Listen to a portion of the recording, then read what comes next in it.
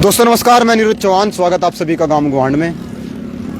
प्रकृति जिसके साथ मनुष्य बहुत ज़्यादा छेड़छाड़ कर रहा है, हर रोज़ प्रकृति के साथ छेड़छाड़ की जा रही है।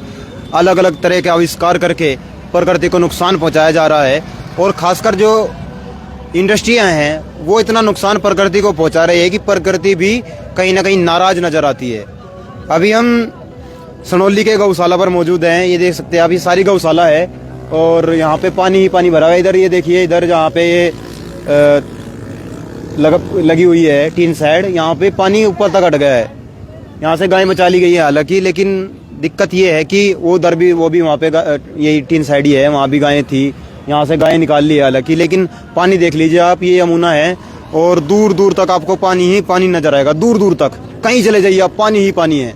ये जो प्रकृति के साथ छेड़छाड़ की जा रही है, और यहाँ दिखाऊंगा मैं कुछ रोड को भी, जमुना के पानी से रोड में भी क्रैक आ गई है, आगे चल के दिखाएंगे उसको भी।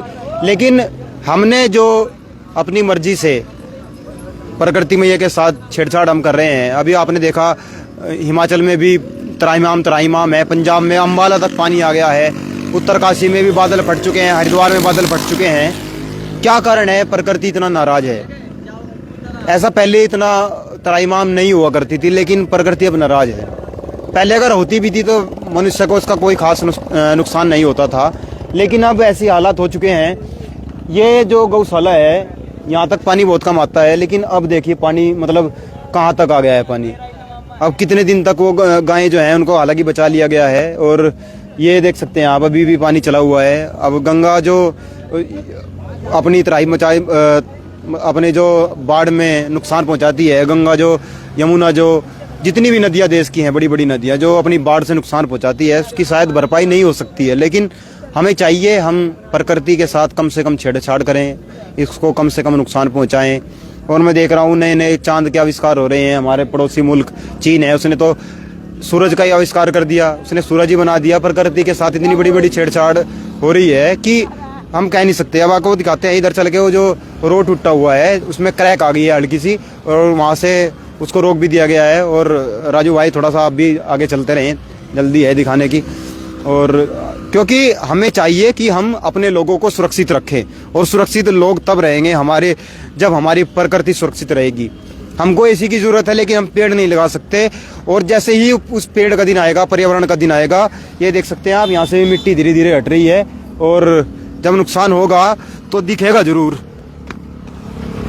अब आगे चलते हैं, जहाँ पे वो रोड टूटा हुआ है उसको दिखाने की आपको कोशिश करते हैं। यहाँ अभी हम ये आगे थोड़ी दूरी पर ही यमुना है, ये यमुना का ही पानी है, चारों तरफ पानी पानी भरा हुआ है।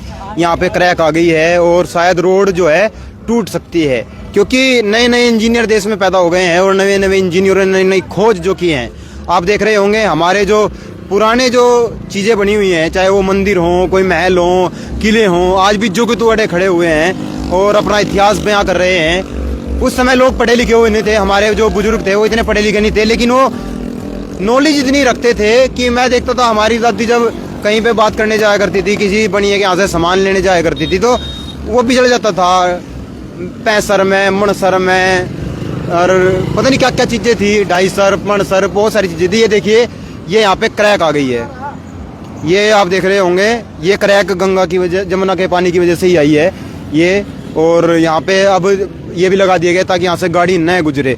और इधर अगर बात करें इधर की, तो यहाँ पे कोई खास इसके लिए सिक्योरिटी नहीं लगाई गई है, मात्र थोड़े से मिट्टी डाल के, क्योंकि पता है कि यहाँ पे पानी भी आ सकता है। आगे चल के कुछ सुरक्षा के इंतजाम किए गए हैं, वो देख सकते हैं आप, वहाँ पे सीमेंट की दीवार की गई है, लेकिन यहाँ पे करने में थोड़ी शायद पैसे की कमी रही होगी, इस कारण से नहीं कर पाए। और ये जो टूटा हुआ है, अब यहाँ शायद बड़ी मुश्किल से इसको कवर किया जाएगा। हालांकि रोड जितने भी बन रहे हैं, एक बारिश झेल नहीं पाते, वो पूरी बारिश झेल नहीं पाते। अभी मैं देख रहा हूँ, कल मैं जिस रोड से आ रहा था ननौता से, जब मैंने थोड़ा मुड़ा में, तो थाना भवन आने के बाद वो रोड बैठ गया है। एक बारिश ढंग की नहीं हुई अब तक पूरी। और पहले मतलब 10-10, 12-12, 15-15 साल रोड चल जाया करते थे। अब पता नहीं कौन सी टेक्नोलॉजी, हमारे जो इंजीनियर साहब है कौन सी टेक्नोलॉजी इस्तेमाल करते हैं। गाड़ियां हैं वो माचिस का डब्बा हो चुकी हैं, बड़ी बड़ी कंपनियों की गाड़ियां। अभी आपने देखा होगा, हमारे खिलाड़ी का एक्सीडेंट हो गया था, उसकी गाड़ी पूरी पूरी चकनाचूर हो गई माइलेज की वजह से। ताकि हमको एवरेज अच्छा मिले तो गाड़ियों का वजन कम कर दिया। अभी शायद देश में एक टाटा का ऐसा प्रोडक्ट है जो थोड़ा मजबूत है, और कुछ दिनों के बाद लोगों की शिकायत आएगी कि इसका एवरेज कम है, क्योंकि हमें गाड़ी की सुरक्षा चाहिए, अपने फ़ोन की सुरक्षा चाहिए, लेकिन खुद की सुरक्षा कैसे होगी इस पर हम ध्यान नहीं देते, और ये खुद की सुरक्षा हम मांगते नहीं है, इसलिए नहीं मिलती। रोड टूटने का कोई मतलब ही नहीं था, क्योंकि पानी इधर भरा हुआ है। और मैं देख रहा हूँ आज के जो सिविल इंजीनियर हैं उनके दिमाग काम ही नहीं कर रहे हैं, पता नहीं कहाँ उनके नॉलेज कहाँ चली गई है। और मैं तो यही चाहता हूँ कि हमारे लोगों को थोड़ा बहुत इस चीज़ का ज्ञान मिले, इस चीज़ के बारे में सोचें। यहाँ पे जो बोर्ड लगे हुए हैं वो जो को तो खड़ा हुआ है, क्योंकि ये अब जब जितनी चीज़ें प्राइवेट होती चली जाएंगी उतनी चीज़ कमज़ोर होती चली जाएंगी। प्राइवेटकरण हो रहा है देश में, हर चीज़ को प्राइवेट कर दिया जाएगा, सरकारी नौकरियां नहीं रहेंगी। थोड़ी दूर के बाद में यहाँ पे जमुना है, उस पुल को खैर अच्छे तरीके से शायद बनाया गया हो ताकि उसमें कोई टूट फूट ना हो। अब इधर चलते हैं, इधर भी दिखाते हैं आपको, इधर भी पानी भरा हुआ है, दोनों तरफ पानी ही पानी है।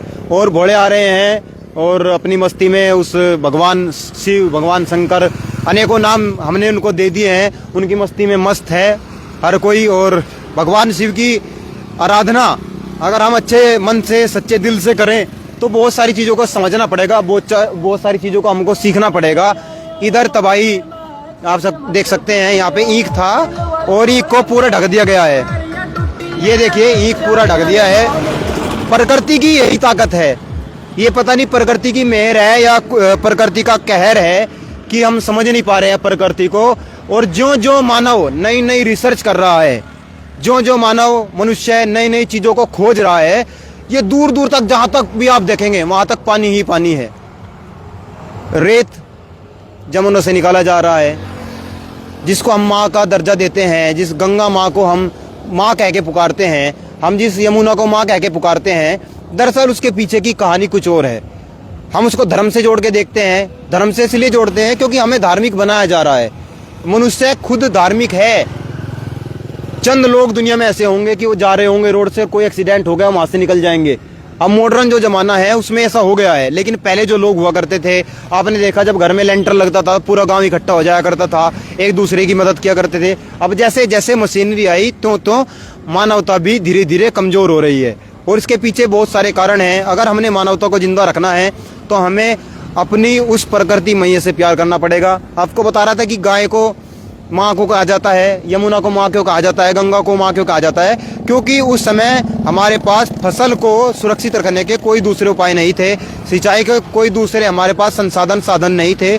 मात्र हमारी नदियाँ, हमारी नहर, हमारे खाड़े, हमारे रजवाही, हमारे पास साधन हुआ करते थे, जिसकी वजह से हमें सिंचाई होती थी और हमें फसल खाने के लिए मिलती थी। जो भी अनाज हमारे पास हुआ करते थे वो इन्हीं के पानी की वजह से हुआ करते थे, और वो पानी इतना अच्छा हुआ करता था कि हम उसको माँ कहने लगे। और ये गंगा जो जिन पहाड़ों से होकर आती है, जिन झाड़ों से, जिन जड़ी बूटियों से होकर आती है, उसमें नहाने से बहुत सारे चर्म रोग जो है ठीक हो जाया करते थे, इसलिए हम उन्हें माँ कह के पुकारते हैं। आज भी हम उसको माँ ही कह रहे हैं। लेकिन अब जो हुड़दंगबाजी हो रही है पिछले काफ़ी दिन से, मोटरसाइकिल से सलेंसर हटा दिए हैं, मोटरसाइकिल से सलेंसर हटा के हम क्या संदेश देना चाहते हैं? क्या हमारे भगवान शिव इससे खुश होंगे? तो शायद मुझे तो नहीं लगता। खैर आपको क्या लगता है कमेंट करके ज़रूर बताइएगा। और जो ये प्रकृति ने तबाही मचाई है इसके बारे में आप क्या सोचते हैं, आपको क्या लगता है, इसके बारे में भी ज़रूर बताइएगा। अभी हम थोड़ा आगे जाके और जानने की कोशिश करते हैं। जो यहाँ के जो थोड़ी दूरी पर जो इस गौशाला को देख रहे हैं उनसे बातचीत करने की कोशिश करेंगे, उनसे जानते हैं। वीडियो बहुत जल्द आएगा आपके पास, जुड़े रहिएगा काम को के साथ। जय हिंद, जय भारत।